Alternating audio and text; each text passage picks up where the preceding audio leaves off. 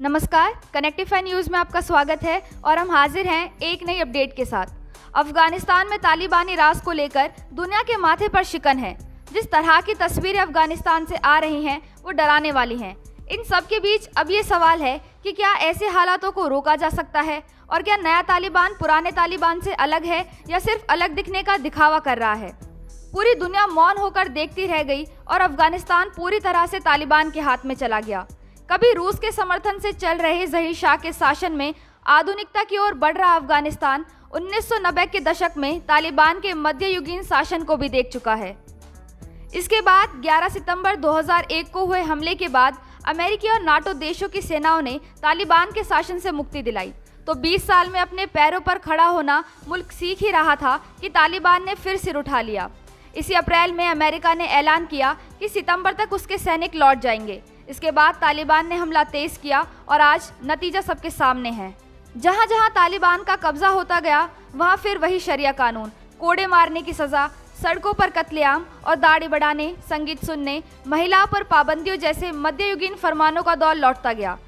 पूरे देश पर अब फिर तालिबान का कब्जा है और लोग खौफ से फिर घर बार छोड़कर पड़ोसी मुल्कों में भागने को मजबूर हैं। अब इन घटनाओं के बीच तालिबान का एक और चेहरा दुनिया को नजर आया।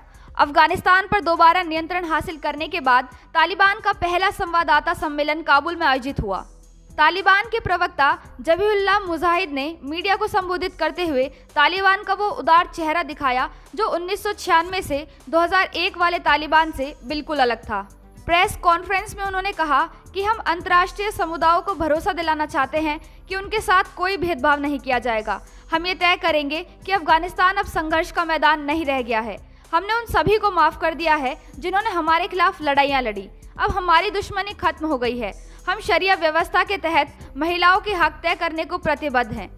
महिलाएं हमारे साथ कंधे से कंधा मिलाकर काम करने जा रही हैं। आज का तालिबान टीवी कैमरे के सामने बात तो महिलाओं को काम करने की छूट और बदला ना लेने की कर रहा है, लेकिन ज़मीन पर वो स्थिति दिखाई नहीं पड़ती। इसलिए चर्चा है कि क्या 2021 का तालिबान 1996 वाले तालिबान से काफ़ी अलग है या ये महज एक दिखावा है या फिर समय की मांग। क्या तालिबान बदल रहा है? सवाल ज़रूर उठ रहे हैं, लेकिन इन सवालों का जवाब कोई नहीं जानता। ये सच है कि दुनिया के साथ साथ पिछले 20 सालों में अफगानिस्तान में भी बहुत कुछ बदला है।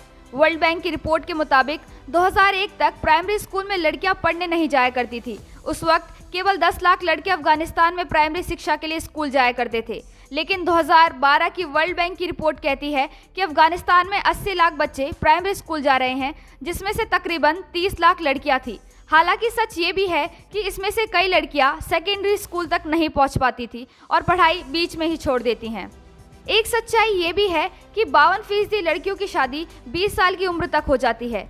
यूनिसेफ की 2010 और 11 की रिपोर्ट के मुताबिक 15 से 24 साल की उम्र की महिलाओं की साक्षरता दर 22% है, जिसे बहुत उत्साहजनक नहीं कहा जा सकता। लेकिन ये एक बड़ा बदलाव ज़रूर है जो तालिबान के सत्ता से जाने के बाद आया।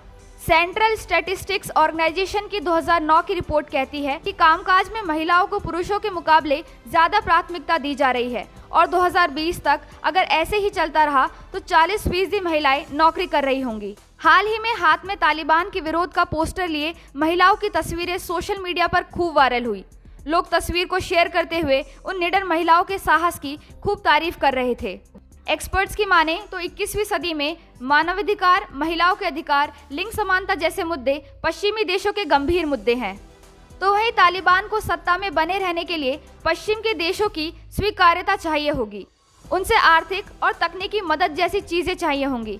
ऐसे में थोड़ा उदार चेहरा इस वजह से वो दिखा सकता है।